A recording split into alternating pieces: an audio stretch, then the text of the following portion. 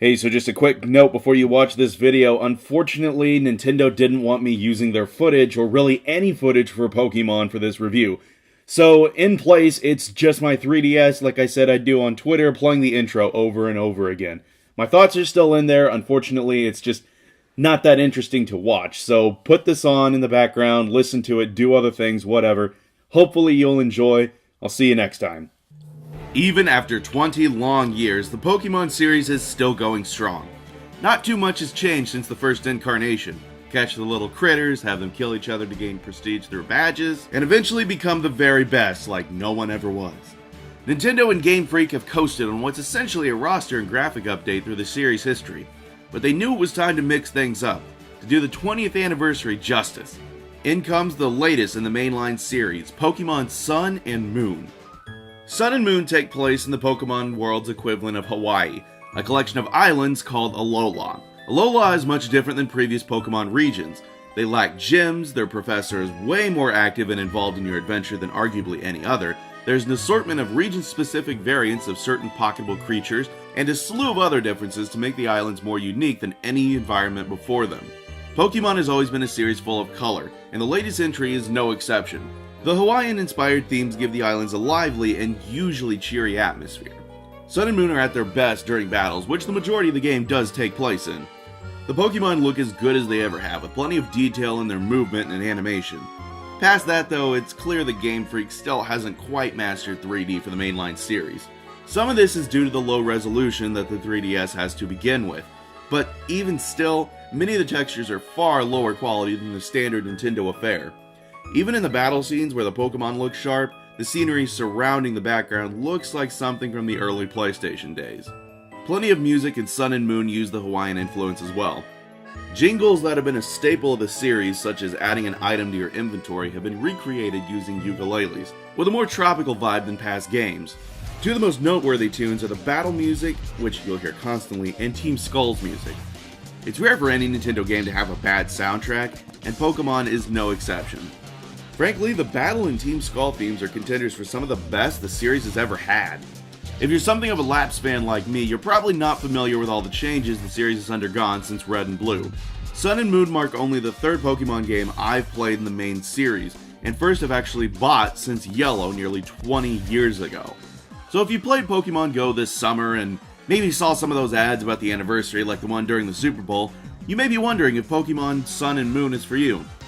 In a word, yes. Like we mentioned earlier, previous Pokemon games have been fairly standard affairs since their original inception. Essentially, they're roster and map updates with enhancements for the next generation of handheld, typically with a second round of games to improve on everything a step further. Pokemon Sun and Moon is much more than just another generation. Alola genuinely feels like a whole new region, with completely different customs and traditions from the outside world. There are no gyms, no badges, nothing is by the numbers like previous entries. In place of gyms, Sun and Moon have trials, a collection of different themed tasks and tribulations that the player must embark on. Completing these grants the player a Z Crystal, which actually has a function and purpose, rather than the badges that aren't much more than a checkmark that you cleared another gym leader, which in place of leaders, players must face a totem Pokemon at the end of each trial. These are essentially large, superpowered Pokemon that are trained by the various captains that are in charge of the trials. There is a correlation between the new and the old, but the trials make Sun and Moon feel like a grand adventure with twists and turns, rather than another by-the-numbers land to just steamroll over. But perhaps the most jarring addition to Sun and Moon is the story. Most Pokemon titles follow the same routine: beat everyone, be the best, there's a pit stop to take out some bad guys, then finish out your journey. Sun and Moon interweaves a plot in more than one juncture, while touching on some themes that go a few steps darker than the normal schmaltz of friendship and strength. That's all still there, don't get me wrong, but without giving too much away, Sun and Moon has a legitimate threat that slowly emerges throughout the game, while also not being afraid to go to some strange and dark places, both metaphorically and literally.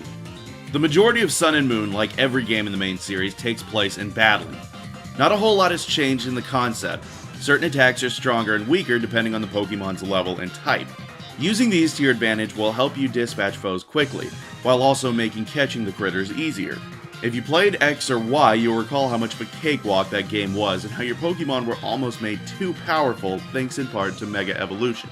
While Sun and Moon starts slow, and I mean slow, like first couple hours or so are a slog slow, the game does take the training wheels off and the challenge will ramp up. The biggest addition, Z moves, at least seem like they'll become your crutch, like Mega Evolutions.